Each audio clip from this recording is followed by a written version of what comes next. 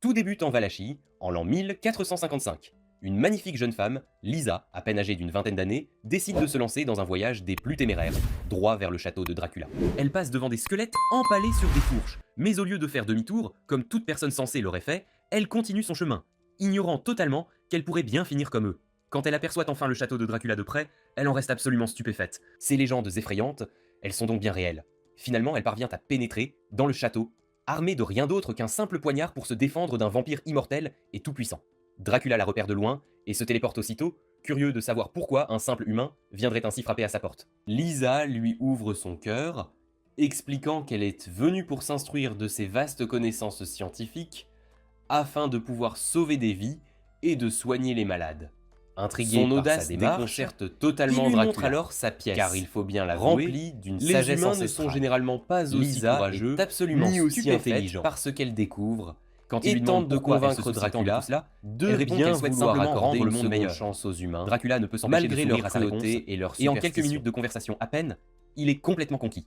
20 ans plus tard, l'Église accuse Lisa de pratiquer la sorcellerie et d'autres arts obscurs. Sur les ordres de l'évêque Marc, il la brûle vive sur le bûcher. Pourquoi donc? Parce que Lisa s'intéresse de près à la chimie et Marc est absolument convaincu alors que cela Lisa signifie brûle, qu'elle est elle de supplie mèche Dracula avec le de diable, ne surtout en pas se personne. venger des humains.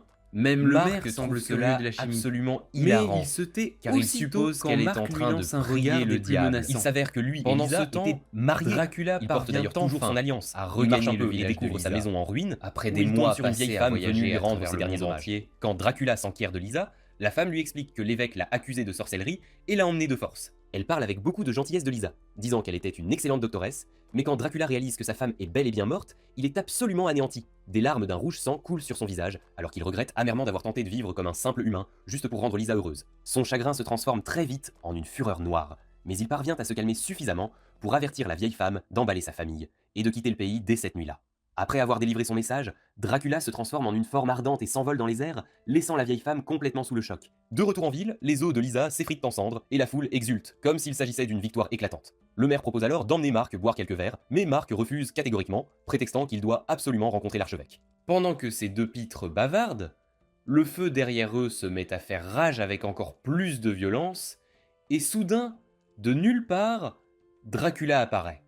Marc riposte absolument stupéfait, affirmant que Lisa pratiquait la sorcellerie. Ne perd puis il va encore plus loin et manque de respect à Dracula exige de en savoir l'affublant de toutes pourquoi sortes sa de noms femme inventés, a été tirés brûlée de la magie vive. noire. Dracula est furieux, mais il garde son sang-froid, promettant d'exterminer tous les humains de Valachie d'ici 1 an. Il les avertit de faire leurs valises et de quitter les lieux s'ils tiennent à la vie. Après avoir lâché cette véritable bombe, Dracula s'envole, et le ciel se met littéralement à pleuvoir du feu. De retour à son château, la fureur de Dracula déborde. Il fracasse des livres, brise des bouteilles et complote sa terrible vengeance. Il est prêt à invoquer une armée tout droit venue des enfers pour s'en prendre aux humains. Mais son fils, Alucard, fait irruption et rejette catégoriquement cette idée, affirmant qu'une telle vengeance ne fera qu'empirer la situation. Alucard supplie son père de s'en prendre uniquement à la personne qui a tué Lisa et d'en rester là.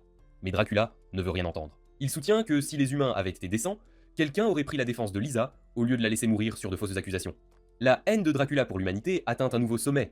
Mais ce qu'il met vraiment hors de lui, c'est quand Alucard lui dit qu'il l'arrêtera. C'est la goutte d'eau qui fait déborder le vase. Dracula attaque son propre fils, et eh bien, vous pouvez aisément deviner comment cela se termine. 1 an plus tard, les habitants de Valachie célèbrent joyeusement à l'église de Targoviste, pensant avoir échappé à la terrible colère de Dracula. L'archevêque, si obèse qu'il ne peut même plus marcher, est porté par des prêtres, tandis que ses fidèles l'acclament avec ferveur. Il commence à se moquer ouvertement des menaces de Dracula, Le pauvre homme ne comme réalise si tout qu'il cela est n'était condamné qu'une simple qu'au plaisanterie, moment où un mais violent alors tremblement le de ciel terre devient frappe. rouge sang, et Il il tombe se met lourdement, littéralement et à un éclat de pleuvoir verre du le sang. poignarde L'archevêque est tellement en terrifié plein dans qu'il la en fait dans sa poitrine. culotte. Dracula L'église apparaît alors prend dans le feu, ciel, rappelant et à les tous qu'il leur avait donné une année s'élèvent entière pour vers le partir, ciel, mais qu'au lieu de cela, dessinant le ils sont restés pour visage se de moquer de lui. Dracula. Sans la moindre pitié, il déchaîne un essaim de démons pour déchiqueter tout le monde.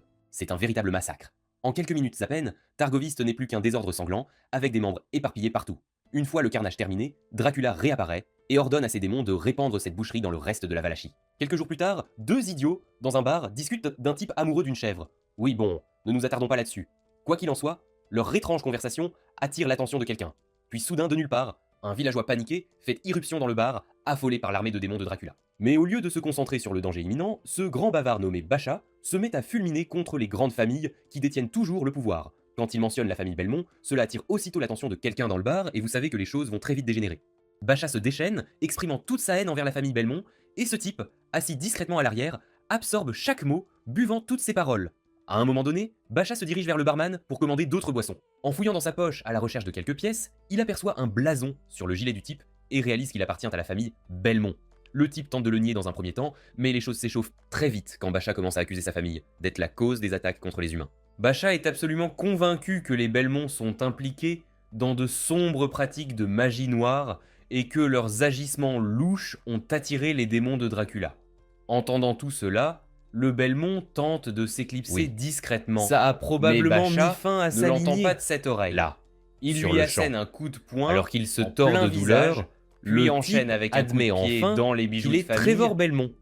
Mais Trevor n'est pas du genre à se laisser faire. Les deux premiers ne posent contre le mouvement suivant de Basha et le met à terre. Mais le troisième, soudain, c'est une bagarre générale qui éclate. Et ce n'est pas alors fini. Que trois autres types dans le bar se jettent contre Trevor en même temps. Trevor parvient à se ressaisir. Et cette fois, il met à terre l'équipe de Basha. Il implore la pitié, leur infligeant une solide correction d'épargner ses futurs enfants. Il titube dehors, vomit ses tripes et s'effondre sous un arbre pour y passer la nuit. Quand il se réveille le lendemain matin, il sort des bois et aperçoit la ville de Gresset juste devant lui. À Gresset, la situation est des plus sombres. Les démons de Dracula ont plongé l'endroit dans un chaos total. Des femmes sont retrouvées mortes, des enfants ont disparu, et la ville entière se noie dans un bain de sang. Trevor se faufile dans la ville par un tuyau d'évacuation, cherchant simplement de quoi se sustenter.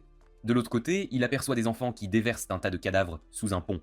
Secouant la tête, il se dirige vers le marché, s'empare d'un morceau de viande et commence à le dévorer pour calmer sa faim. En mangeant, il discute avec un marchand d'armes qui lui raconte une histoire des plus étranges, celle d'un soldat endormi, soi-disant un héros, qui serait enterré dans les catacombes. Trevor trouve cela plutôt amusant, mais il hausse les épaules et passe à autre chose pour en apprendre davantage sur ce qui se passe réellement en ville. Tous ceux à qui il parle sont en panique totale à cause des démons et accusent un groupe de speakers d'être responsables des attaques. Plus tard, cela change radicalement quand les prêtres menacent de tuer le vieil homme. Trevor ne peut plus se retenir. Un vieil, il intervient et fait claquer son fouet, faisant tomber l'arme des mains d'un des prêtres. Cela le prêtre barbu se met à gémir de douleur et hurle à son acolyte chauve de s'en prendre à Trevor. Baldi le charge comme un véritable idiot et Trevor lui fait payer cher son erreur. Il esquive toutes les attaques de Baldi et termine le combat en arrachant l'œil gauche du type de son orbite d'un coup de fouet. Alors que Baldi panique complètement à cause de son œil éclaté, Trevor dit au prêtre barbu de déguerpir et de ne plus jamais s'en prendre au vieil homme. Une fois qu'ils sont partis, le vieil homme remercie Trevor d'être intervenu et de l'avoir sauvé des prêtres. Il accepte de laisser Trevor le raccompagner jusqu'à son domicile. En chemin, le vieil homme, que l'on appelle Elder, révèle qu'il y a 11 de ces gens en ville, mais que l'un d'entre eux manque à l'appel. Quand ils arrivent à la maison, Trevor rencontre le reste du groupe, qui s'avère être là pour aider les gens dans le besoin. Il s'avère que Trevor en sait un rayon. Il va droit au but et leur demande pourquoi il se trouve de sa famille. L'un d'eux commence à expliquer, mais Trevor l'interrompt, affirmant que les habitants les accusent d'être responsables des attaques de démons. Il évoque Lisa, Elder riposte aussitôt, disant que ce n'est que de la pure propagande de l'Église et que l'Église est la véritable raison pour laquelle les démons de Dracula sont ici. Et que les gens ont désespérément besoin d'aide, il est déterminé à prendre soin des malades et des blessés, même au milieu de tout ce chaos ambiant. Elder mentionne également quelque chose à propos d'un sauveur endormi, mais Trevor rejette cela comme une simple histoire de conte de fées. Il ne faut pas longtemps à Trevor pour comprendre que le speaker disparu est parti à la recherche de ce soi-disant sauveur. Trevor ne semble pas trop perturbé et dit aux speakers qu'ils devraient déguerpir avant de se faire tuer. C'est alors que l'un d'eux lâche la bombe. La personne disparue est en fait la fille d'Elder. Entendant cela, Trevor propose à contre-cœur d'aller la retrouver, ou du moins son corps, afin qu'Elder et ses gens puissent quitter la ville. Après cette discussion, Trevor s'en va. Cet après-midi-là, il se dirige vers l'ouest de l'église de Gresset et pénètre dans un bâtiment qui mène directement aux catacombes.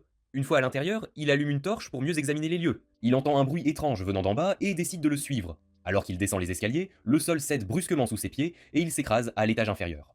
Puis, comble de malchance, il trébuche et tombe à nouveau lorsqu'il tente de marcher. Après s'être remis de ses émotions, il se remet sur pied et aperçoit la petite fille d'Elder, transformée en pierre. Alors qu'il s'approche, un cyclope géant fait irruption et tente de le transformer en pierre lui aussi. Trevor doit réfléchir très vite et se bat pour sa vie, esquivant le laser magique du cyclope. Utilisant sa petite taille et sa vitesse, il met en place un piège pour déjouer la bête. Son plan fonctionne à merveille et il porte un coup fatal à l'œil du cyclope avec son poignard. Le monstre tombe raide mort et sa magie s'estompe, libérant ainsi la petite fille d'Elder de sa prison de pierre. Une fois revenue à la normale, la jeune fille commence à divaguer à propos de la recherche d'un sauveur endormi, mais Trevor ne l'entend pas de cette oreille. Il en a plus qu'assez de toutes ces bêtises de contes de fées et la fait taire, lui disant même que tout le monde la croit morte. Choquée, la jeune fille se présente comme Sifa Belnades, mais Trevor s'en moque éperdument. Finalement, Trevor commence à retourner chez Elder, avec Sifa qui le suit de près. Quand ils arrivent, Elder est aux anges de revoir Sifa vivante. car il la croyait perdue à jamais. Mais Trevor ne perd pas un instant et dit aux Speakers qu'ils doivent absolument quitter la ville. Toute cette histoire de sauveur endormi revient sur le tapis, et Trevor la rejette catégoriquement, affirmant que ce n'est absolument pas vrai.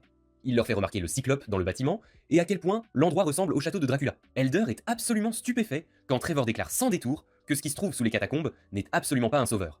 Alors que Trevor s'éloigne, Sypha marmonne quelque chose à propos de son impolitesse, et espère qu'il lui arrivera de très mauvaises choses. Plus tard, Trevor est pris en embuscade par des prêtres qui lui disent que l'évêque souhaite le voir. Même s'il a été banni de l'église, Trevor accepte de les suivre. Ils l'emmènent à l'église, où l'évêque Mark, qui semble avoir perdu la tête, se trouve. Dès que Trevor le voit, il sait pertinemment que ce type n'est pas originaire de Gresset. Ils commencent à discuter, et Trevor demande à Mark pourquoi il s'en prend autant aux speakers. Mark se lance dans un long discours sur la façon dont les non-croyants sont censés Mark attirer propose les un marché à démons, Trevor. et affirme même que avec brûler les speakers Lisa et il aura était la la bonne bonne chose chose à Il avertit faire, Trevor de quitter la ville sans le avant moindre coucher du soleil, regret. sinon il ne vivra pas pour voir le lever du jour suivant. Trevor réalise alors que la façon de Mark de percevoir le bien, le mal, le juste et le faux est d'une étroitesse d'esprit absolument sidérante. Mark tente de défendre sa famille, mais Trevor se calme lorsqu'il remarque à quel point l'évêque est totalement ignorant en matière de logique. Finalement, Trevor quitte l'église et se dirige directement chez Elder pour les avertir. Il explique clairement à Elder et à son groupe qu'ils doivent absolument quitter la ville avant le coucher du soleil, sinon ils sont perdus. Même face au danger, Sypha affirme qu'elle ne peut pas simplement abandonner les habitants sans défense de Gresset. Elder intervient aussitôt, affirmant que l'église ment ouvertement aux gens et les égare complètement. Il rappelle à Trevor toutes les fausses informations que l'église a répandues sur sa famille pour empêcher les gens d'avoir affaire à eux. Cela fait reconsidérer sa position à Trevor, mais il décide tout de même de faire sortir les speakers du bâtiment. Au coucher du soleil, les créatures de la nuit se préparent à attaquer Gresset, et les habitants s'emparent de leurs armes, prêts à s'en prendre aux speakers. En un rien de temps, presque toute la ville se rassemble devant la maison d'Elder, armée de fourches et de torches. Quelqu'un fait irruption, seulement pour découvrir que les speakers ont disparu. Trevor est toujours là, et quand les prêtres le pressent de questions, il leur dit que les De retour à la speakers surface, sont Trevor en sécurité. refuse de livrer les speakers. Pendant ce et temps, pour cela, il reçoit Elder et quelques son gifles groupe bien sentis. se cachent dans les choses s'échauffent catacombes quand Trevor sort là son où poignard, le cyclope prêt à a en été découdre abattu avec 5 prêtres. Il lance les hostilités, donne quelques coups, puis prend la fuite. Dehors, il vise un gigantesque crucifix, le faisant s'écraser au sol et terrifiant les habitants. Pendant qu'ils sont distraits, Trevor s'enfuit à toute vitesse et se faufile dans une ruelle. En chemin, d'autres prêtres lui sautent dessus, et Baldi réapparaît pour une nouvelle raclée des plus humiliantes. Trevor dégaine son épée, esquive les attaques de Baldi, et l'utilise comme bouclier humain contre les flèches qui arrivent. Le dernier œil valide de Baldi est touché, le rendant complètement aveugle. Le combat se termine rapidement, alors que Trevor élimine tous les prêtres qui l'entourent. Pendant ce temps, dans le ciel, un essaim de démons volants encercle Gresset, prêt à dévorer la ville pour la nuit. Au milieu de tout ce chaos extérieur, des cris, du sang, la totale, l'évêque Mark se détend tranquillement à l'intérieur de l'église, le nez plongé dans un livre, complètement déconnecté de la réalité. Quand la porte s'ouvre en grinçant, il sourit, pensant que les speakers sont bel et bien fichus, mais alors la vérité le frappe. Les démons viennent pour lui. Il s'avère que Mark il était avait absolument conclu un accord déterminé des à se débarrasser d'eux. louches avec Mais alors, les démons. Ce démon flamboyant les speakers se promène en devaient affichant être un morts sourire des plus au coucher sinistres du soleil. et commence à parler de son amour pour la chair de Mark. Ses commentaires sarcastiques donnent des frissons dans le dos de Mark car oui, il sait qu'il est complètement foutu. Au final, le démon transforme Mark en un simple encas, littéralement, et le dévore. Pendant ce temps, Trevor se trouve quelque part dans la ville, courant pour sauver sa peau. Avant qu'il ne s'en rende compte, il est encerclé par une foule de civils furieux. Mais Sypha apparaît juste à temps, lançant de la magie de feu pour le protéger. Elle dégage un chemin pour qu'il puisse s'échapper sans être submergé par la foule. Peu de temps après, Trevor aperçoit ce prêtre barbu à l'air louche et le provoque en duel. Le prêtre, visiblement paniqué, sort un poignard et commence à reculer, réalisant que Trevor ne plaisante pas. Trevor profite de ce moment pour dénoncer le prêtre devant la foule, soulignant à quel point il est inacceptable qu'un homme d'église porte une arme de la sorte. Puis il révèle tous les agissements louches du prêtre, y compris la façon dont les actions de l'évêque Mark ont attiré la terrible colère de Dracula sur l'humanité. Cela enflamme la foule, et ils finissent par poignarder le prêtre à mort, sans pitié. Soudain, une forte explosion au loin attire l'attention de tout le monde. Les démons déchirent les gens et se dirigent droit vers l'endroit où se trouve Trevor. Trevor prend les choses en main et prend la tête des villageois, leur disant de le suivre, car sa famille a une solide réputation en matière de chasse aux démons. Il demande de l'eau bénite et du sel pour combattre les démons, tandis que certains villageois s'emparent de fourches et se préparent à en découdre. Sypha crée alors un mur de glace pour canaliser les démons vers le groupe armé de fourches. Une fois l'arrière du mur scellé, les démons chargent, tentant de tuer tout le monde. Sur les ordres de Trevor, le groupe armé de fourches s'attaque aux démons, tandis que les autres utilisent le sel et l'eau bénite pour les anéantir. La créature hurle de les douleur choses deviennent avant vraiment d'exploser folles littéralement quand Trevor de l'intérieur. sort son fouet magique. Voyant cela, et frappe un les démon villageois avec une s'enflamment force et incroyable. commencent à se battre avec encore plus d'ardeur. Mais le démon qui a dévoré Alors qu'il l'évêque est Marc, coincé dans la glace, en le veut démon se met à personnellement divaguer, à Trevor, menaçant d'avoir des renforts venus il des le enfers, charge, mais Trevor ne le laisse mais pas terminer sa Sypha phrase. Il tend achève le démon d'un un coup de fouet, piège, et l'explosion de la et le créature démon provoque se l'effondrement du retrouve sol. figé Trevor sur et Sypha place. tombent dans le trou, tandis que le chaos continue de faire rage.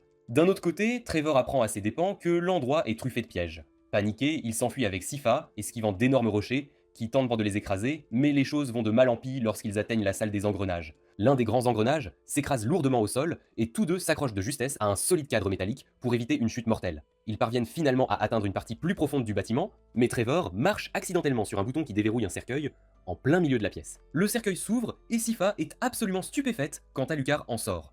Trevor n'est pas du tout convaincu, même si l'histoire de Sypha pourrait bien être vraie. Il est très méfiant, pensant qu'Alucard pourrait être Dracula en personne, car personne de vivant ne sait à quoi ressemble ce célèbre vampire. Le fait qu'Alucard soit un vampire ne fait qu'alimenter davantage la méfiance de Trevor. Alucard garde son calme malgré l'attitude provocatrice de Trevor, mais le défie en combat pour voir de quoi il est réellement capable. La bataille débute, et Alucard utilise la magie pour invoquer son épée. Trevor ne perd pas une seule seconde, sortant son fouet enchanté pour attaquer, mais ses mouvements ne sont pas suffisants pour venir à bout d'Alucard. Il garde ses distances, frappant avec son fouet, mais Alucard esquive chaque attaque et se rapproche très vite. Malgré tout, Trevor parvient à placer une frappe aérienne qui projette Alucard au sol. Alucard se rétablit en un rien de temps et désarme Trevor, jetant son fouet de côté. Le deuxième round débute alors que Trevor passe à son épée. Alucard se déplace avec une telle rapidité que Trevor doit compter sur son pur instinct pour tenter de suivre, mais il est clair qu'il est complètement dépassé par la vitesse d'Alucard. Les choses prennent une tournure inattendue, quand Trevor se baisse et donne un coup de pied à Alucard en plein dans les bijoux de famille. Un peu de classe, Alucard rétorque après ce coup bas. Il riposte en tranchant le couteau de Trevor et l'assomme d'un coup de poing. Alors que Trevor gît au sol, à peine conscient, Alucard s'apprête à lui porter le coup de grâce. Mais Trevor le poignarde avec une dague, souriant à l'idée de tuer le fils de Dracula. Alucard, toujours provocateur, menace de boire le sang de Trevor. C'est alors que Sypha apparaît, une boule de feu à la main, prête à rôtir Alucard. Quand Alucard comprend que Sypha est une oratrice, il recule et lâche Trevor. Il s'avère que tout ce combat n'était qu'un test pour voir s'ils étaient assez forts pour affronter les démons. Alucard se confie sur son passé, expliquant comment son père l'a puni pour s'être opposé au massacre de l'humanité. Finalement, Alucard s'équipe et accepte de faire équipe avec Trevor et Sypha pour mettre fin à la guerre contre l'humanité. Il y a environ un an, avant que Lisa ne soit arrêtée par l'église, elle était la guérisseuse attitrée de son village. L'une de ses patientes était Madame Juvara, qui avait des difficultés respiratoires.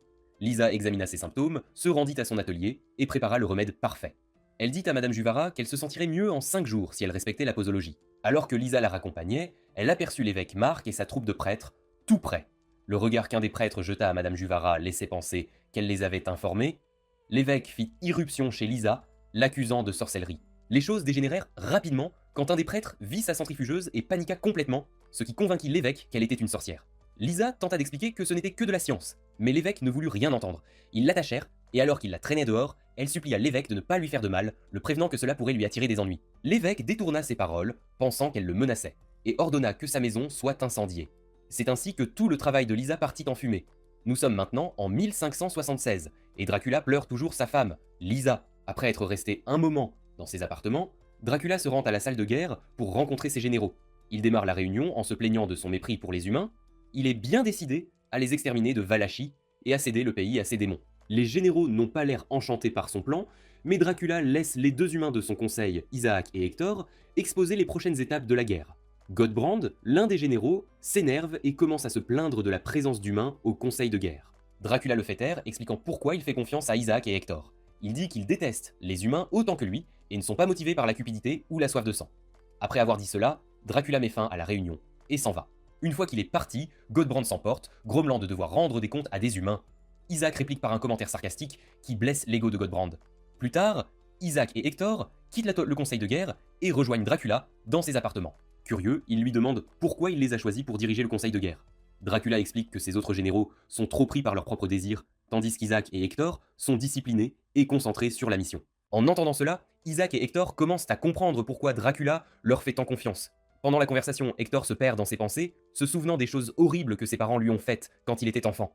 Pendant ce temps, Isaac réaffirme sa promesse d'aider Dracula à exterminer l'humanité. Le lendemain, en Grèce, certains s'affairent à réparer la ville, tandis que d'autres s'occupent des cadavres de démons. Sypha dit au revoir à son grand-père, se sentant abattu maintenant qu'il n'y a plus qu'elle et Trevor. Alors que le vieil homme s'éloigne à cheval, Trevor apparaît et essaie de la réconforter, mais il gâche tout avec des commentaires stupides. C'est si mal dit que Sypha doit carrément lui dire quoi dire. Au moins, elle comprend d'où il vient à la fin. Pendant ce temps, Alucard se détend seul dans un bâtiment en ruine, esquissant un portrait de ses parents. Pendant qu'il fait cela, il pense à son père et ne supporte pas l'idée de devoir s'opposer à lui pour sauver le monde. Sa mère lui manque beaucoup, et il déteste ce qu'il doit faire pour faire la paix avec les humains. Il commence à avoir les larmes aux yeux, mais se ressaisit rapidement quand Trevor apparaît derrière lui. Au château de Dracula, Hector est dans son atelier, faisant de l'alchimie, essayant d'invoquer un démon dans un corps frais. Godbrand entre, s'excusant d'avoir piqué une crise plus tôt lors de la réunion de guerre, mais va droit au but. Il demande à Hector ce qu'il pense de la guerre, disant que c'est un désordre total, sans véritable plan de jeu, juste des vampires détruisant l'humanité pour le plaisir. Hector rétorque, disant que c'est peut-être exactement ce que Dracula veut, mais il commence aussi à se demander si Godbrand pourrait avoir raison. À ce moment-là, un groupe de vampires serviteurs fait irruption avec des cadavres frais de graissette pour qu'Hector travaille dessus. Parmi les corps se trouve l'évêque, et Hector pense qu'il ferait une bête féroce avec des crocs. La discussion avec Godbrand se termine alors qu'Hector utilise son arme enchantée pour invoquer un démon. Il s'interrompt quand tout le château tremble. Il s'avère que Dracula déplace le château vers un nouvel endroit dans le pays. C'est ainsi que le château disparaît et réapparaît ailleurs, anéantissant tout ce qui se trouve dans le champ magique. De retour à Gresset, Trevor et Sypha retrouvent Alucard et commencent à parler du château mouvant de Dracula. Sypha pense que c'est juste une histoire inventée, mais Alucard dément cela, affirmant que le château de son père peut vraiment bouger. Apparemment, tout cela est grâce à la magie. Trevor suggère alors qu'ils se rendent à son ancien domaine familial, le domaine Belmont, car c'est là que sont cachés tous les outils et les connaissances nécessaires pour vaincre Dracula. Sypha est d'accord avec le plan, mais bien sûr, ces deux-là ne peuvent en s'empêcher de se lancer des piques chaque fois qu'ils en ont l'occasion. Alors que le soleil se couche, Sypha, Alucard et Trevor quittent Guito Gresset et prennent la route vers le domaine Belmont. Pendant ce temps, dans la salle de guerre de Dracula, c'est le chaos. Les généraux se disputent sans arrêt, même la présence de Dracula ne peut les calmer. Puis une nouvelle vampire entre et vole la vedette. Elle s'appelle Carmilla, et elle vient de Styrie. Elle dégage une aura forte et sérieuse. Après avoir montré son respect à Dracula, elle ne perd pas de temps à souligner le fait que la salle de guerre est un désordre total. Puis elle appuie vraiment là où ça fait mal à Dracula, en lui demandant pourquoi il n'a pas transformé Lisa en vampire pour lui sauver la vie quand il en a eu l'occasion. Tout le monde dans la pièce est choqué, mais Dracula garde son calme juste assez pour dire à Carmilla de le rejoindre dans ses appartements. Plus tard, lors de leur réunion privée, Carmilla essaie de se montrer rusée, mais Dracula ne se laisse pas faire, et elle abandonne vite son numéro. Quand elle parle, elle affirme qu'elle ne voulait manquer de respect à personne. Elle insiste sur ses commentaires précédents, disant que les généraux se posaient déjà la même question, alors elle l'a juste dit à voix haute. Elle tourne alors la chose, faisant croire qu'elle n'a soulevé la question que pour aider Dracula à régler le problème avec ses généraux. La réunion se termine, et Carmilla s'en va, avec un sourire malicieux, clairement en train de comploter. Cette nuit-là, Trevor et son équipe installent leur campement dans les bois. À un moment donné, Sypha devient curieuse, et demande à Alucard pourquoi il ne brûle pas au soleil. Il explique qu'il est mi-humain, mi-vampire. Il commence à parler de son père, et du fait que Lisa était médecin, ce qui laisse Trevor quelque peu sans voix. Même si Trevor est sceptique, il est clair que Dracula n'est pas juste un monstre. C'est un homme passionné de science et de philosophie, et il en sait bien plus que la plupart des humains ne le sauront jamais. Alucard continue de parler de la vision de son père pour le monde, qui inclut l'extermination totale de l'humanité. Mais il s'interrompt en pleine histoire quand il entend quelque chose d'étrange dans les bois. Quelques instants plus tard, des démons apparaissent et attaquent le groupe. Alucard passe à l'action et élimine les deux premiers démons le combat, avec des utilisant sa lance pour éliminer les deux démons. Les deux suivants d'autres démons apparaissent, se précipitent crachant des boules de feu de leur bouche. En même temps. C'est alors que Sypha intervient, utilisant sa magie pour les rediriger toutes les flammes. Elle utilise même ses pouvoirs pour encaisser du feu infernal directement de l'estomac d'un démon. Quand le démon essaye de tirer à nouveau, elle concentre les flammes à l'intérieur de lui et le fait exploser en morceaux. Après l'explosion, un démon réussit à s'échapper et s'envole pour faire son rapport à ses supérieurs. Plus tard cette nuit-là, Isaac est dans son atelier, se fouettant le dos. Le sang coule, tandis qu'il se souvient quand son ancien maître lui faisait la même chose. À l'époque, quand Isaac était esclave, son maître le battait pour avoir fouiné dans l'atelier. Quand le maître demanda pourquoi, Isaac dit qu'il voulait juste apprendre et aider. Le maître se calma un instant, mais continua de le fouetter, disant qu'il devait recevoir une leçon. C'est alors qu'Isaac craqua. Il attaqua l'homme et le poignarda directement dans les yeux, le tuant. Maintenant, Isaac croit qu'il n'y a pas d'amour dans le monde. Godbrand apparaît avec des serviteurs portant le démon qui a échappé à la magie de Sypha. Il parle à Isaac du démon d'Argus, mais lui demande ensuite pourquoi Isaac continue de se fouetter. Isaac dit que cela l'aide à rester calme et discipliné. Godbrand, aussi déconcerté qu'il soit, décide de ne pas insister. Au lieu de cela, il part, lançant un commentaire sarcastique sur Isaac faisant sa magie vaudou sur le démon mort. Une fois seul, Isaac met le fouet de côté et se met au travail sur le démon. Il se sent mal pour la créature, mais l'ouvre quand même et utilise l'alchimie pour le ramener à la vie. Ensuite, il quitte son atelier et se dirige vers la salle de guerre pour rencontrer Dracula et les autres généraux. Là, Isaac et Godbrand parlent de l'escouade de démons qui a été attaquée près d'Argus. Carmilla interrompt, suggérant à Dracula d'envoyer son armée dans une ville appelée Brala. Elle dit que prendre Brala empêchera les humains de fuir la Valachie, mais certains vampires n'aiment pas l'idée car Brala est entouré d'eau. La pièce éclate en dispute jusqu'à ce que Dracula exige le silence. Isaac s'élève contre le plan de Carmilla, mais Hector soutient que Brala est leur meilleure chance de gagner la guerre. Les choses se tendent quand Carmilla entend Isaac mentionner qu'Alucard fait équipe avec un Belmont agressé. Ah, elle panique car elle sait à quel point les Belmonts peuvent être dangereux quand il s'agit de tuer des vampires. Furieuse, elle suggère de piller le domaine Belmont pour détruire tout ce qui pourrait anéantir leur espèce. Maintenant, Dracula est coincé, essayant de décider s'il doit suivre son plan ou non. Quand Hector était enfant, c'était un petit gars intelligent qui aimait les animaux. Un jour, il tomba sur un chien mort dans une ferme et eut pitié de lui. Mais voici le coup de théâtre. Il ramena le chien à la vie. Bien sûr, le chien n'avait pas l'air tout à fait normal, mais Hector s'en fichait. Il joua avec et s'y attacha. Quand il le ramena à la maison, sa mère perdit complètement les pédales en voyant le chien. Maintenant, dans le présent, Hector repense à ce moment pendant qu'il invoque un démon dans un nouveau corps. Au début, le démon est tout agressif et tout, mais il se calme quand il réalise qu'Hector est le maître. Pendant ce temps, Carmilla observe depuis les coulisses et décide qu'elle veut discuter avec Hector. Elle commence à lui parler, s'assurant de mettre d'abord en avant son intelligence et ses compétences. Elle aborde ensuite la vraie raison de sa présence. Dracula agit de manière très lunatique ces derniers temps. Hector admet qu'il est inquiet pour Dracula, disant que le gars est un peu perdu. Carmilla, jouant la carte de la décontraction, suggère nonchalamment d'envoyer un groupe au domaine Belmont pour voir ce qu'Hector en pense. Mais Hector rejette cette idée, disant que Dracula devrait donner son accord pour une telle chose. Carmilla est curieuse et demande à Hector comment il a même rencontré Dracula au départ. Hector explique que Dracula s'est présenté chez lui à Rhodes après la mort de Lisa, cherchant de l'aide pour invoquer des démons de l'enfer. Quand Hector demanda pourquoi, Dracula dit que les humains avaient tué sa femme. L'homme était clairement brisé et Hector pouvait ressentir sa douleur. Hector accepta d'aider, mais seulement si les humains seraient traités comme du bétail pour les vampires, avec leur population maintenue sous contrôle pour satisfaire la demande de sang. De retour dans le présent, Carmilla écoute tout cela, puis demande si les démons sont loyaux envers celui qui les invoque. Quand Hector dit oui, elle se penche et suggère d'envoyer un groupe à Brala et de convaincre Dracula d'attaquer l'endroit. Plus tard cette nuit-là, Trevor et son équipe traversent les bois et atteignent enfin le domaine Belmont. Trevor repère un sceau qui mène aux recherches de sa famille. Alucard examine de plus près et sent quelque chose d'étrange à ce sujet. Trevor mentionne une ancienne technique pour l'ouvrir, mais admet qu'il ne l'a jamais apprise car sa famille a été expulsée avant qu'il n'en ait l'occasion. Sifa intervient, utilisant la magie et des langues anciennes pour l'ouvrir. Après quelques sorts, le sceau disparaît, tout simplement. Trevor prend les choses en main, essayant de protéger l'héritage de sa famille d'Alucard, qui les accuse d'utiliser la magie noire. Alors qu'il s'enfonce dans le bâtiment, Sifa trouve une bibliothèque étrange et utilise sa magie du feu pour éclairer l'endroit. La vue de livres bien rangés et d'artefacts cool la sidère car elle peut en consulter autant qu'elle veut. Pendant ce temps, Alucard a cette vendetta personnelle de dénigrer l'endroit à chaque occasion. Puisque la famille Belmont est originaire de France, Sifa demande à Trevor pourquoi ils traînent en Valachie en premier lieu. À la poursuite de Dracula, dit Alucard en fixant des crânes de vampires, Trevor, se sentant un peu mal à l'aise, décide d'éviter la conversation et montre plutôt quelques livres à Sifa. À un moment donné, il repère un coffre au trésor qui attire complètement son attention. Il le sort pour l'examiner de plus près, et bam, les souvenirs lui reviennent en flot. À l'aide d'un couteau, il ouvre les serrures, et même le cadenas magique disparaît. Quand il ouvre le coffre, il s'illumine en voyant un fouet légendaire que sa famille utilisait à l'époque. Il s'appelle l'étoile du matin, mais Sifa n'est pas super impressionnée. Elle est trop absorbée par les livres, et vérifie à moitié si Alucard s'amuse. Elle oublie un peu que tout le bâtiment est dédié à l'extermination de l'espèce d'Alucard. Pendant ce temps, Godbrand se faufile dans les appartements de Dracula pour une discussion privée.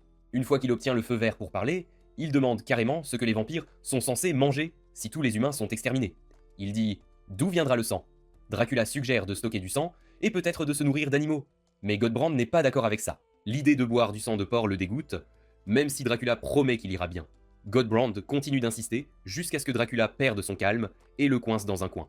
La confiance du gars s'évapore et il avale sa salive nerveusement, priant juste de s'en sortir vivant. Après une longue série d'insultes de Dracula, il peut enfin partir. En sortant, il rencontre Carmilla et se défoule, disant que Dracula a perdu la tête. Il mentionne même que Dracula a l'air de n'avoir pas eu un vrai repas depuis des lustres. Quand Carmilla demande pourquoi Dracula se laisserait mourir de faim, Godbrand dit carrément que c'est un vœu de mort. Il est convaincu que Dracula veut rejoindre sa femme dans l'au-delà et emmener toute la race des vampires avec lui. Alors qu'il s'en va en trombe, Carmilla lui dit de rester, mais il suppose qu'elle essaie de le draguer. Cela l'énerve, alors elle le jette dans les escaliers. Pendant qu'il gît là, souffrant, elle lui marche dessus et lui révèle son plan pour éliminer Dracula. À l'aube, Godbrand se précipite dans les bois, se déchaînant sur des humains innocents juste pour satisfaire sa soif de sang. Ce type peu sûr de lui ne se retient pas, massacrant des gens à tout va, jetant même une pauvre âme d'une falaise. Mais coup de théâtre, il se réveille et réalise que ce n'était qu'un rêve perturbant. Le gars est si assoiffé de sang qu'il rêve littéralement de tuer des gens.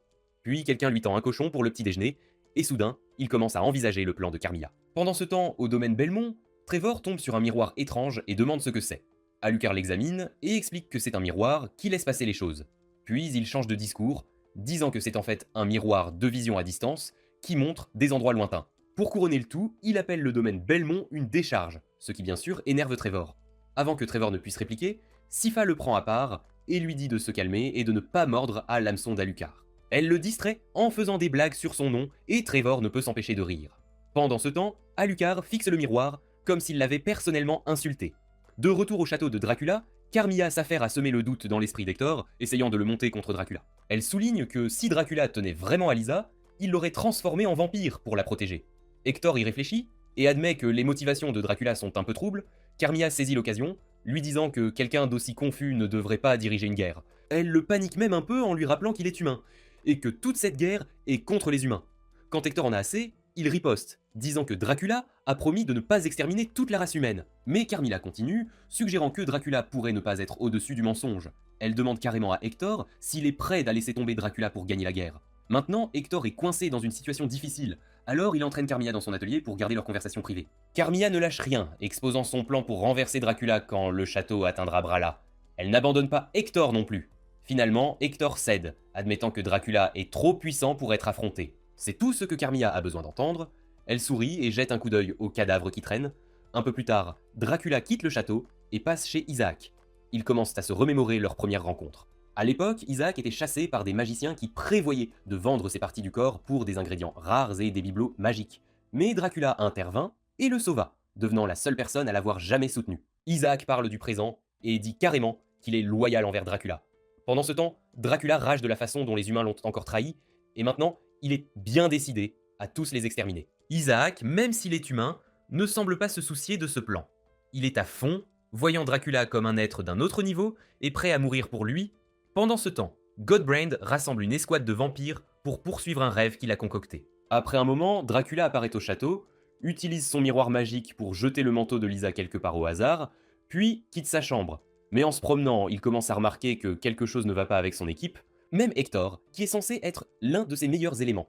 Dracula finit dans l'atelier d'Isaac, se plaignant de la façon dont ces gens agissent de manière louche. Il mentionne aussi Hector, mais Isaac fait une blague, appelant Hector un petit enfant. Il s'avère qu'Isaac sait qu'Hector a fait un marché louche avec Dracula et s'est fait avoir. Pourtant, Isaac hausse les épaules, disant que Dracula ne doit la vérité à personne de toute façon. Pendant ce temps, Godbrand et son équipe de vampires affamés attaquent un village voisin, s'introduisant dans les maisons et semant le chaos. Honnêtement, je n'ai jamais vu un vampire aussi minable que Godbrand. Le gars est un désastre total. Certains vampires se contentent de boire du sang, de retour au domaine Belmont, mais ce il fait type un froid glacial et dans son la équipe bibliothèque et deviennent est si froide complètement qu'elle laisse psychopathes, Trevor l'envelopper dans sa massacrant couverture des humains dégoûtante à et tout malodorante. Alors qu'elle essaie d'ignorer l'odeur, elle parle d'Alucard, disant qu'il se sent complètement vide, comme s'il était bien au-delà de la simple dépression. Elle le décrit comme un vide froid et creux, une absence totale, chaque fois qu'elle se trouve en sa présence. Trevor tente d'intervenir pour défendre le droit d'être triste, mais avant qu'il ne puisse achever sa phrase, Une très grosse erreur, en effet. il remarque Il se met que à Sypha déblatérer sur les plans de s'est Carmilla, déjà évanoui. affirmant qu'ils sont bien plus sensés Godbrand et cohérents finit que la par stratégie de retourner guerre au chaotique château de Dracula. Dracula Isaac, percevant et se immédiatement les dirige mauvaises ondes, directement comprend que Godbrand vers engage sérieusement l'atelier de trahir d'Isaac. Dracula. Au moment où Godbrand se retourne pour s'en aller, Isaac ne perd pas une seule seconde. Il le frappe violemment par derrière avec son fouet et lui déchire la gorge. Ce vampire grande gueule, il le fouette une nouvelle que fois, vantardise le cloue et brutalement au paroles sol, en l'air, puis l'achève sans se pitié, retrouve le soudain poignardant en larmes, et expédiant son tentant âme misérable et désespérément traîtresse de se protéger directement d'un en simple enfer. humain. Le lendemain, Mais Isaac Isaac, se trouve tranquillement lui, à l'extérieur du n'en château a de pas Dracula, du tout terminé. dispersant les cendres de Godbrand en guise de dernier hommage. Pendant ce temps-là, Carmilla utilise son miroir magique pour discuter avec son équipage resté en Styrie. Elle leur ordonne de se rassembler à Brilla avant que le château de Dracula n'y apparaisse. Sa conversation est brusquement interrompue par un coup à la porte, et lorsqu'elle va voir, c'est son informateur qui vient lui annoncer la disparition de Godbrand. Elle est loin de se douter qu'Isaac est dehors, en train de disperser les cendres de Godbrand, précisément l'individu qu'elle s'efforce de retrouver. Au domaine des Belmont, Sypha Alucard commence à se et plaindre Sypha amèrement de la continuent façon de dont fouiller son peuple inlassablement transmet le parmi les savoir, livres, tradition espérant orale, dénicher quelque plutôt chose que de de l'écrire, vraiment utile. affirmant que c'est une méthode limitante Et qu'il devrait Il estime que sérieusement Trevor n'est pas envisager vraiment de le meilleur tout des noter. hommes Et que mais Sypha se Alucard, laisse de beaucoup lui, trop distraire. semble bien Finalement, plus Sypha préoccupé comprend par la la petite proximité manigance d'Alucard grandissante et réalise entre qu'il Sypha essaie et Trevor. simplement de pousser Trevor à faire ses preuves. Pendant que tout cela se déroule, Sifa tombe par hasard sur un livre d'une grande importance et demande un autre ouvrage pour l'aider à traduire les différentes langues qu'il contient. Tandis qu'elle s'y attelle, Alucard mentionne nonchalamment que son père lui a enseigné une multitude de choses lorsqu'il était enfant. Il laisse échapper qu'il a vieilli très rapidement, et Sifa ne manque pas l'occasion de le taquiner, le traitant d'enfant coincé dans un corps d'adulte. Ailleurs, Hector emmène Isaac hors du château de Dracula pour une conversation en privé. Isaac est un tantinet méfiant envers Hector à ce stade, mais il décide tout de même de l'écouter attentivement. Dans les bois, Hector explique que la salle de guerre est en train de s'effondrer et propose de déplacer le château à Brala, afin de remettre tout le monde sur la même longueur d'onde. Isaac n'est pas entièrement convaincu par cette idée, car cela donnerait un avantage certain à Carmilla. Mais il finit par accepter, pensant que cela pourrait au moins atténuer ses manigances. Il termine la conversation par un éclat de rire après qu'Isaac ait fait une blague sur Godbrand. Par la suite, Hector se rend auprès de Carmilla et lui fait savoir que tout se déroule exactement comme prévu. Carmilla est plutôt satisfaite de la situation, car non seulement Hector La prochaine a étape de réussi son plan à est de faire rallier en sorte Isaac qu'Hector à leur cause, convainc Isaac de présenter mais l'idée il de a Brala à également Dracula. orchestré une fois que Dracula aura une donné son attaque accord, de elle compte démons profiter de cette contre le opportunité domaine pour des s'allier Belmont. à Isaac et ainsi pousser Dracula à déplacer le château à Brala. Comme on pouvait s'y attendre, Isaac se rend auprès de Dracula et lui expose le plan de relocalisation du château. Lorsqu'on lui demande la raison, Isaac révèle qu'Hector n'est pas du tout à l'aise avec la situation actuelle de la salle de guerre. Dracula commence alors à douter de la loyauté d'Hector, mais Isaac le soutient, affirmant qu'Hector est toujours de leur côté. Dracula prend un instant pour assimiler l'information, puis déclare qu'il est tout à fait d'accord pour déplacer le château, tant que les humains continuent à souffrir. Autrefois, Dracula n'était pas toujours aussi maussade et exaspéré. Un jour, des marchands de Kronstadt l'ont gravement manqué de respect. Alors il a mené une reconnaissance approfondie de leur ville. Quand il a lancé son attaque, les hommes ont envoyé leurs femmes dans les bois pour les mettre en sécurité, mais sont ensuite revenus pour récupérer leur butin.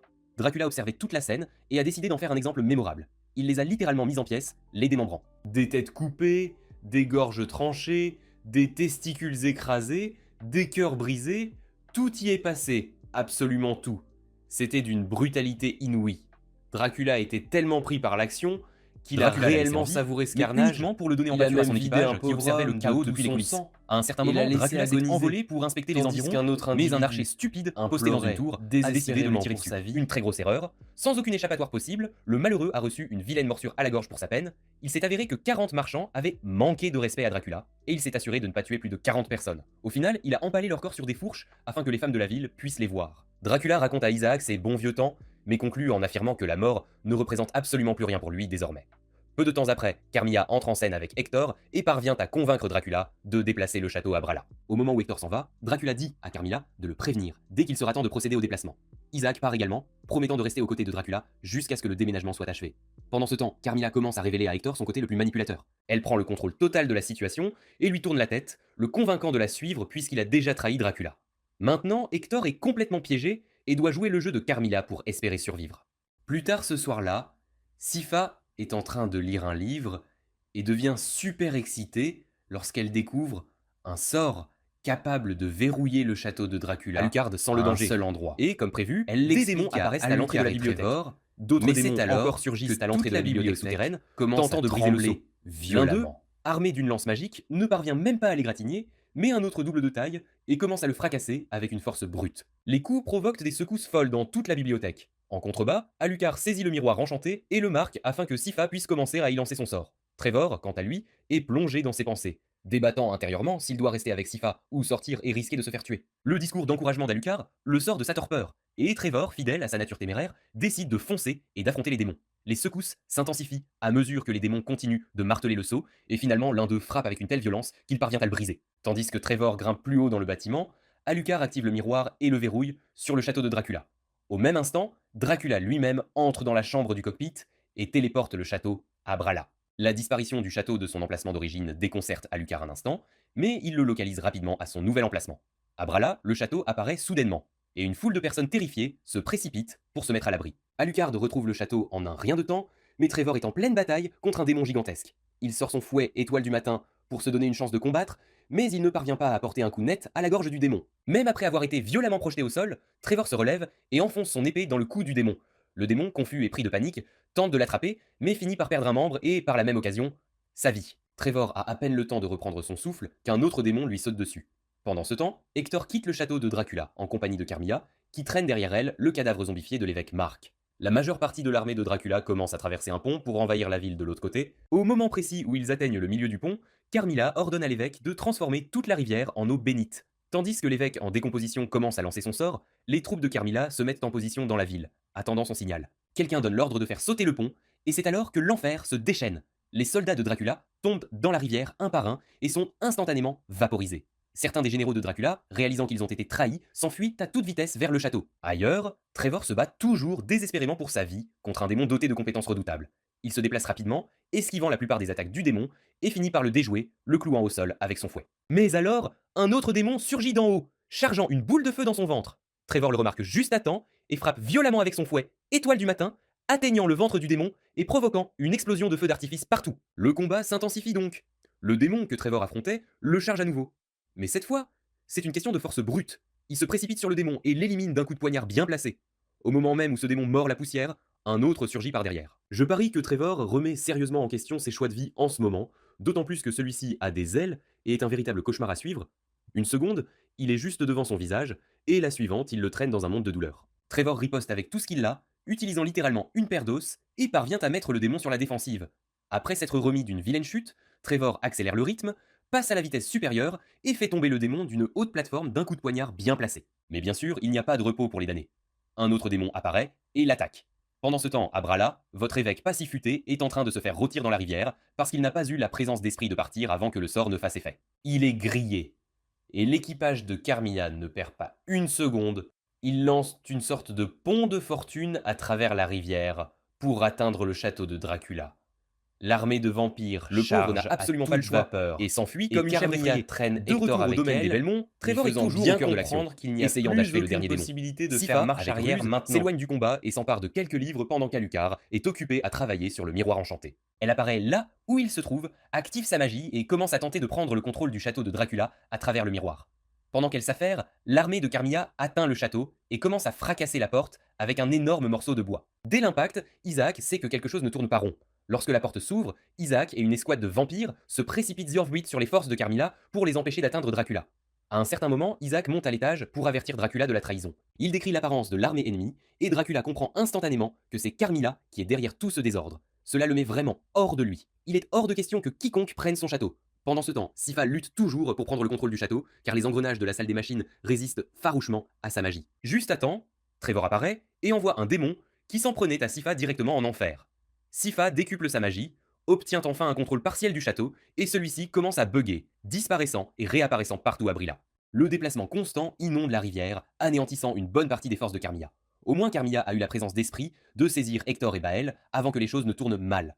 L'eau inonde le château de Dracula, éliminant un grand nombre de vampires, mais quelques-uns des plus loyaux parviennent à survivre. Au final, Sypha prend le contrôle total du château et le déplace hors de Brala. Il s'avère cependant qu'elle l'a garé à quelques pas seulement du domaine des Belmont. Alucard garde son sang-froid, mais on peut sentir que la pression est à son comble. Il sait qu'il est temps d'affronter son père. Le château est devenu une véritable zone de guerre, et Dracula perd son sang-froid, faisant briller la lune d'un rouge sang. Le temps presse, Alucard se retranche dans la bibliothèque, élaborant son prochain mouvement. Il sort avec Sypha et retrouve Trevor, tous prêts à s'en aller. Sypha opère sa magie, littéralement, et crée un chemin de glace pour les faire sortir de la tanière souterraine. Une fois à la surface, Alucard prend la tête en direction du château, même s'il n'est clairement pas enchanté à l'idée d'affronter son père. À l'intérieur du château, le chaos bat son plein, mais s'arrête net lorsqu'Alucard apparaît. Les vampires ennemis s'unissent, mettant leur querelle de côté pour affronter Alucard, Trevor et Sypha. Alucard lance les hostilités, déchaînant son épée magique et chargeant l'ennemi. Trevor ne se retient pas non plus, anéantissant un vampire avec son fouet et envoyant son âme directement en enfer. Pendant ce temps, Sypha est en plein mode pyromane, projetant des flammes pour tenir les vampires à distance. Alucard passe en mode bête, littéralement, se transformant en loup et arrachant la gorge d'un vampire. Un autre vampire tente de jouer les malins, mais Alucard invoque son épée et l'élimine.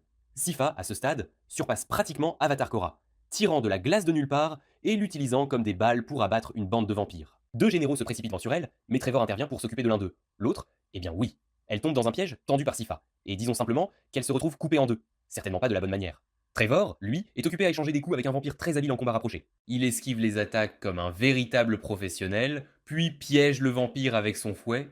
La dernière chose que le vampire voit est l'extrémité explosive du fouet, étoile du matin de Trevor. C'est un combat difficile, lui explosé en plein visage. Intervient, et Alucard, lui, Sypha lance ensuite Trevor dans les airs avec un général vampire à Alucard pour éliminer deux généraux d'un seul coup. De fumée pendant le dérouter. Isaac tient la position, empêchant les vampires ennemis d'atteindre Dracula. Il les abat avec son fouet et remarque qu'Alucard a réussi à pénétrer dans le château. Même en tant qu'humain, Isaac a des réflexes Il impressionnant. rapporte à Dracula Il l'arrivée esquive d'Alucard l'épée et le suit d'Alucard, jusqu'à sa qui chambre. visait Dracula directement est sa choqué tête qu'Isaac, un chauve, simple humain, mais soit prêt à Isaac tout ne risquer perd pour le pas protéger. une Mais seconde. pendant qu'Isaac est distrait, Dracula joue un tour, utilisant ses miroirs magiques pour envoyer Isaac dans le désert. Quand Isaac arrive de l'autre côté du miroir, il se relève et tente immédiatement de retourner auprès de Dracula, mais le portail se referme derrière lui. Tombant à genoux de douleur, il s'en veut terriblement de ne pas avoir remarqué les miroirs plus tôt. Pendant ce temps, Alucard retrouve son père de l'autre côté et s'avance pour le défier en combat. Même si Dracula n'a pas mangé depuis des années, il est prêt à donner une sérieuse correction à son fils. Mais lorsque Trevor et Sypha apparaissent, Dracula devient soudainement très sérieux. Le combat débute avec Alucard balançant son épée et projetant Dracula contre un mur, mais Dracula bloque le coup, comme si de rien n'était, et frappe Alucard violemment au visage.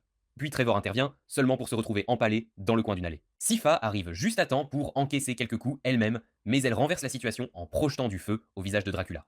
Le combat se poursuit jusqu'à ce que Dracula en ait assez, la jette au sol et passe à autre chose. Trevor, furieux, charge Dracula et lui assène une série de coups de poing, mais Dracula ne bronche même pas.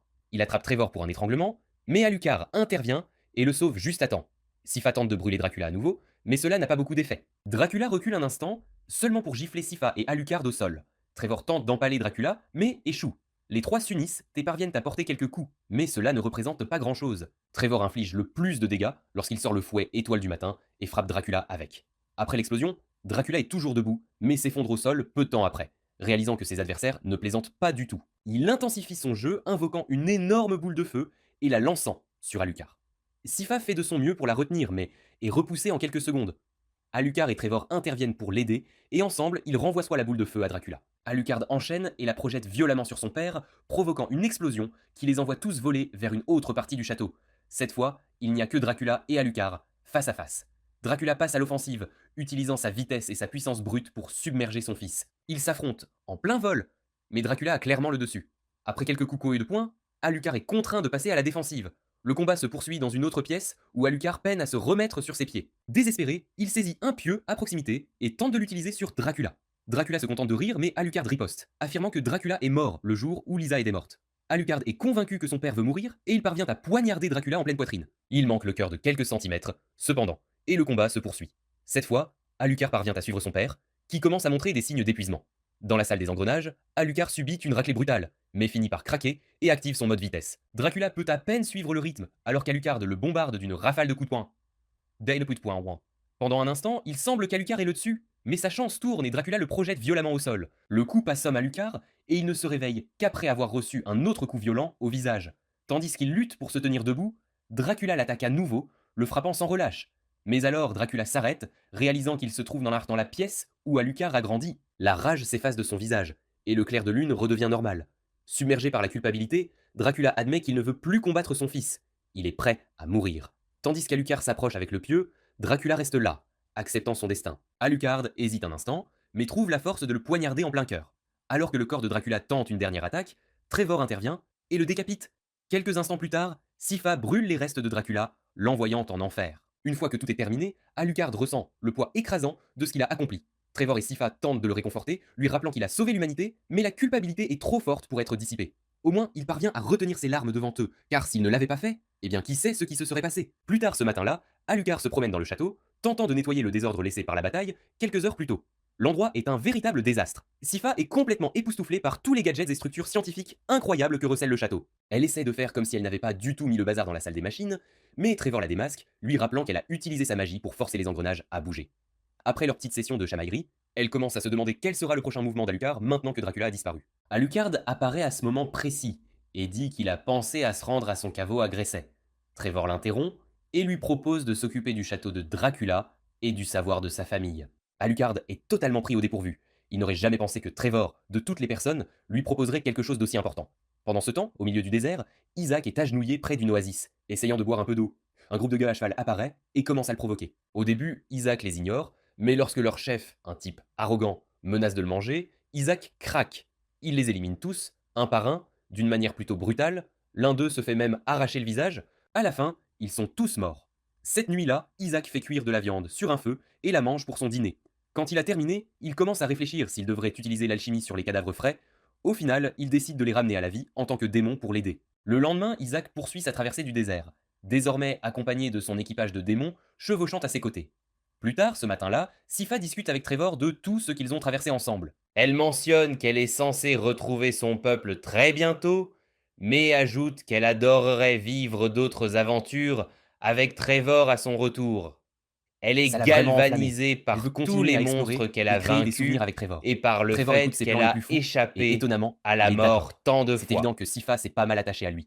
Elle est super à l'aise avec lui maintenant. Leur conversation s'achève alors qu'elle lui prend le bras et ils regardent le soleil se coucher ensemble. À Brella, Carmilla rôde dans l'ombre, demandant à Hector quand le soleil va se coucher. Au lieu de fuir pendant la journée, le type reste là et laisse la vampire le rattraper. Une fois le soleil couché, Carmilla enlève sa cape et dit qu'elle retourne en Styrie. Hector l'interroge sur le château de Dracula, curieux de savoir pourquoi il a bougé ainsi il y a quelques nuits. Il apprend alors que le château est piégé par la magie et que Dracula est apparemment mort. Carmilla en est plutôt sûre, ayant utilisé des miroirs enchantés pour observer les lieux, mais il n'y a aucune trace de Dracula. Hector est totalement abasourdi par la nouvelle, mais Carmilla tente de lui remonter le moral. Puis, juste au moment où il se sent un peu mieux, elle se retourne et le traite comme un chien de compagnie, le mettant en laisse. Pendant qu'Hector essaie encore de comprendre ce qui se passe, Carmilla le tabasse. C'est si violent qu'il lève la main, suppliant pitié. Mais elle continue. Après toutes ces années passées à travailler pour Dracula, voilà ce qu'Hector reçoit. Être malmené par une vampire dominatrice qui se croit supérieure à tout le monde. Une fois Carmilla terminée, elle lui lèche le sang et l'appelle son bon animal. Le temps passe et son équipage se prépare à quitter Brilla pour la Styrie. Hector est coincé, tenant la laisse autour de son cou, essayant de ne pas être traîné dans la boue. Il le regrette instantanément, mais c'est trop tard. Carmilla est aux commandes maintenant. Pendant ce temps, Trevor et Sypha se préparent à quitter le château de Dracula. Alucard les observe en arrière-plan, et quand ils ont fini, Sypha fait ses adieux. Trevor fait un signe de la main poli, mais Alucard lui fait un doigt d'honneur avec un sourire en coin. Trevor éclate de rire, lâche un gros mot, et part en calèche. Dans les bois, Sypha est surexcitée pour leur prochaine aventure ensemble. Honnêtement, on dirait qu'elle se voit comme la petite amie de Trevor. Mais bon, ne nous attardons pas là-dessus. De retour au château, Alucard entre et commence à avoir une vision de son père. L'hallucination s'estompe après un moment, et il essaie de se souvenir de ce que le château devait représenter pour son père de son vivant. Il finit par se diriger vers l'ancien bureau de son père, s'assied et se remémore son enfance.